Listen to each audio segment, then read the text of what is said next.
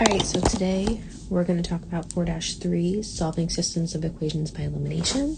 So it is the last way of solving systems of equations, and we're going to look at the word elimination. So we want to think about what that word means. So elimination means to get rid of something. So I want to eliminate one of my variables. So our goal is to eliminate a variable. Now it could be X or Y. So what we have to do first is, step one, we want to make sure that both equations are written in standard form.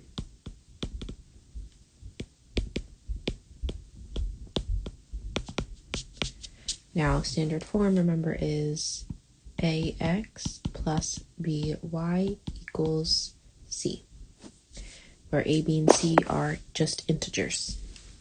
All right, then step two, we have to check for opposite coefficients.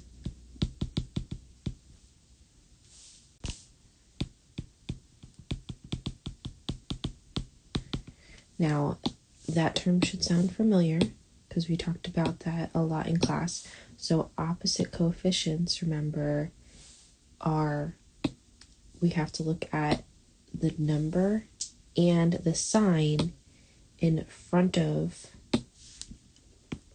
our variable. So we want to make sure that our number and the sign are opposite coefficients. So they have to be the same number, but opposite signs. If we don't have opposite coefficients, then we need to create them. All right, so step three,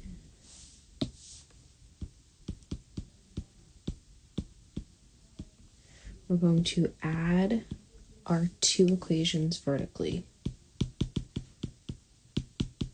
And by doing this, we'll end up eliminating a variable.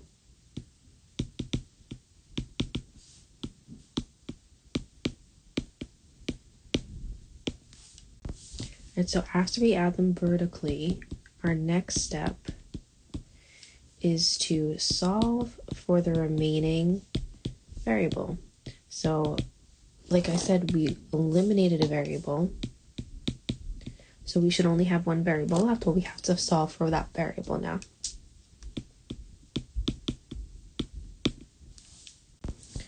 Right, and then after we solved for that variable, we're going to take that solution.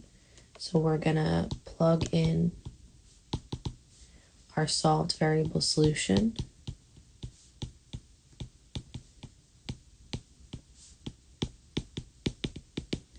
into one of our equations, one of our original equations,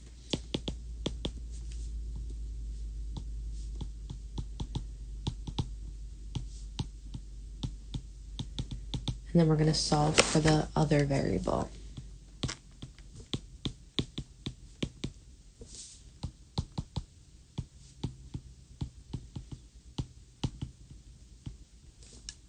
All right, so let's look at the first example. So we have 6x minus 6y equals negative 18, and then negative 3x plus 10y equals negative 5.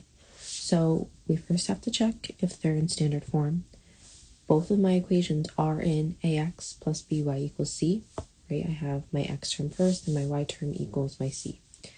So then we have to skip to step two. So step two is check for opposite coefficients. So like I said, they have to have the same number, but different signs. So if we look at the first one, well, my x terms, I have a 6 and a negative 3. They have opposite signs, but not the same number. So if I go to my y, I have a negative 6 and a positive 10. Again, opposite signs, but not the same number. So because we have opposite signs, but not the same number, we have to create that same number. So if we look, I'm going to pick the x term because that one's a little easier. We can see right away that I can turn a 3 into a 6. All we have to do is multiply it by 2. So I'm going to multiply this entire equation by 2. So my first equation is going to stay the same. I have 6x minus 6y equals negative 18. My second equation, I have to multiply everything by 2. So we get negative 6x plus 20y equals negative 10. So now we want to add vertically. So when I add them vertically, now I have opposite coefficients in front of my x term. So I have 6 and then a negative 6. So 6x minus 6x, they make 0.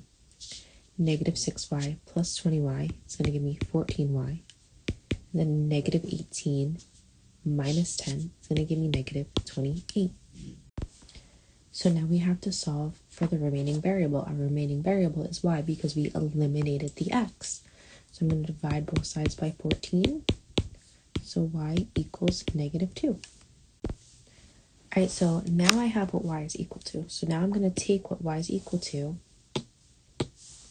which is negative 2, and we're going to plug it into either the y in this top equation or the y in this bottom equation. Now, it doesn't matter which equation you choose.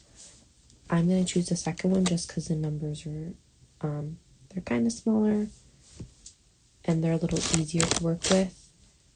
So we have negative 3x plus 10.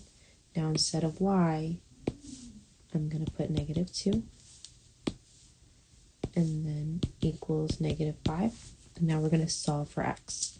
So we have negative 3x minus 20 equals negative 5.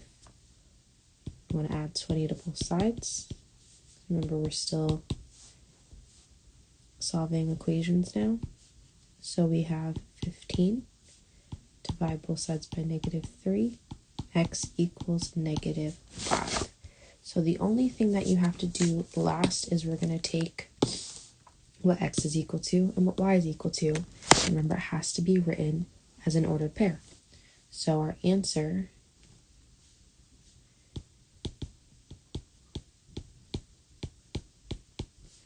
is negative 5, comma, negative 2.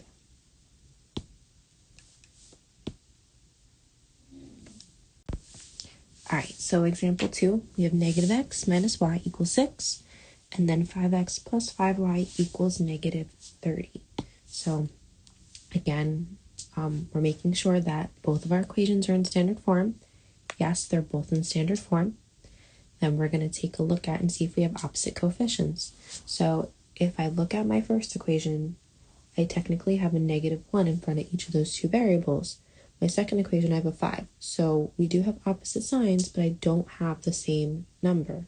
So they have to have the same number and opposite signs. So we need to create it. So I'm going to rewrite my second equation. I have 5x plus 5y equals negative 30. Because if you think about it, I can't turn 5 into a 1. But I can turn a 1 into a 5 by multiplying it by 5. So we're going to multiply everything in my top equation by 5. So we get negative 5x minus 5y equals 30. Okay, so now we're going to continue on to our next step, and we're going to add everything vertically.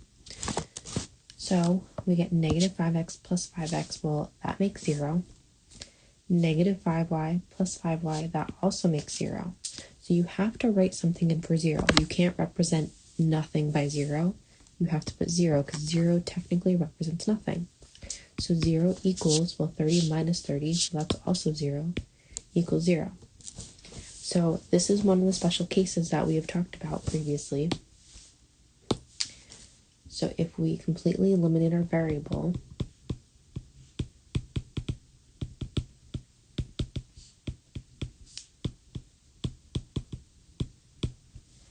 and we end up getting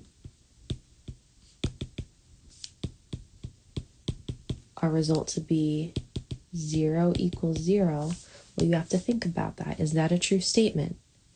Does 0 equal 0? Yes. Then our answer is infinitely many solutions.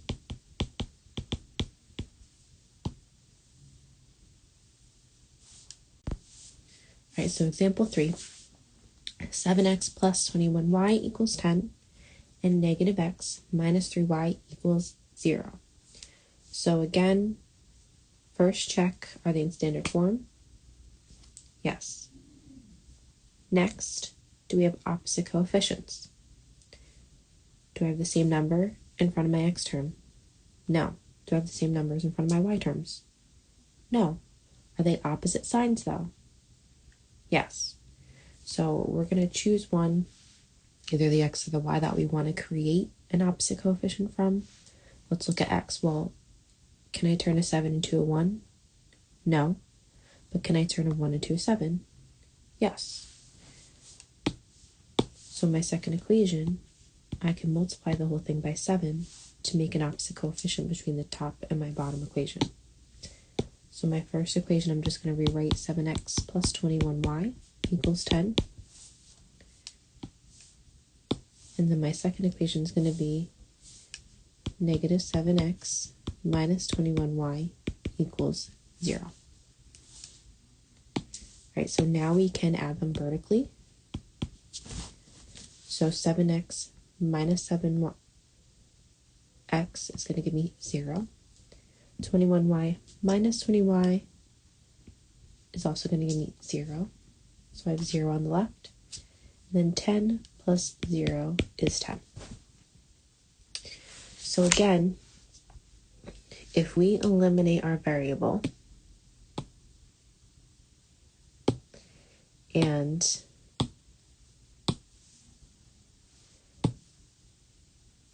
we have to look at our answer here. So we eliminate the variable and our result doesn't make sense.